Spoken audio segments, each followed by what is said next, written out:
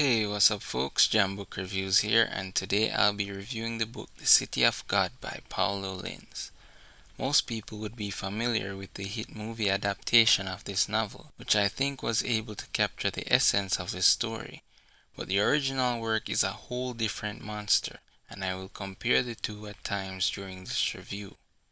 This is the author's only novel thus far, and it took him roughly 10 years to research and write it. The story takes place in the favelas of Brazil where the author grew up, and tells the story of how the favelas came to be, from natural disaster and gentrification, and how organized crime developed there from the 1960s to the 1980s.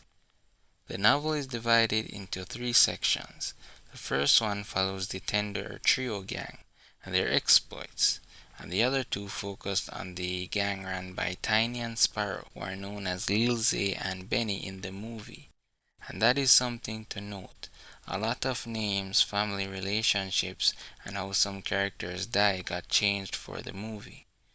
The book has a very large and diverse cast of characters, and that made this story feel to me like it's the story of the slums rather than the story of individuals.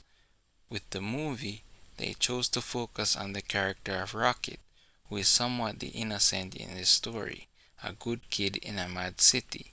He's like a proxy for the viewer. You witness the events from his perspective. But in the book, Rocket is not central. No one is for too long. It mimics the unpredictability of life in a violent place, where people are here today and gone tomorrow. I think in the hands of a less skilled writer, the violence would have felt gratuitous. But the author's intimate knowledge of the place, coupled with his journalistic writing style, pulled me into the world, almost like a documentary. All the characters felt real. They all had their own motives, whether it's Tiny who wants to become king of the favelas, or Hammer who wants to eventually get out of that life. A lot of times he humanized the crews, despite the fact that they were thieves and killers. The movie, for the sake of tighter pacing, cut out a lot of the things that made up their world, like many of the gangsters being dancers in the samba schools, and even their religion, Umbanda, plays a more prominent role in the novel, with a bit of magical realism sprinkled in as well. The novel also has the author's subtle criticism of police corruption, racism, and other societal issues in Brazil. The book is not for the faint of heart. It was written to be as brutally honest as possible. There are graphic depictions of drug use, innumerable murders, rape of women and men, abuse of animals, abuse of children. Everything that is bad happens, and it always got worse. It is by no means a hopeful story, but it is an authentic one. I do have some criticism for it though. The first is the translation.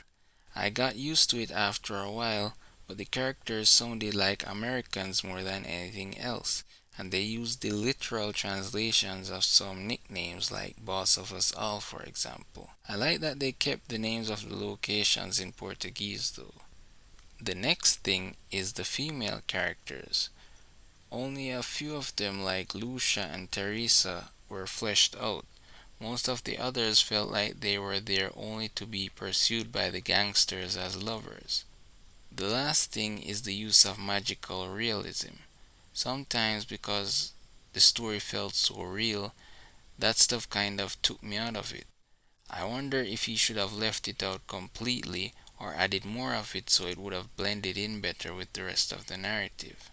But yeah, this was a good book, one of the most hardcore stories I've read. It is not for everybody. I only recommend it if you're a fan of the movie adaptation or the movie Gomorrah from 2008. It has that level of depravity and realism. Thank you for listening. Until next time.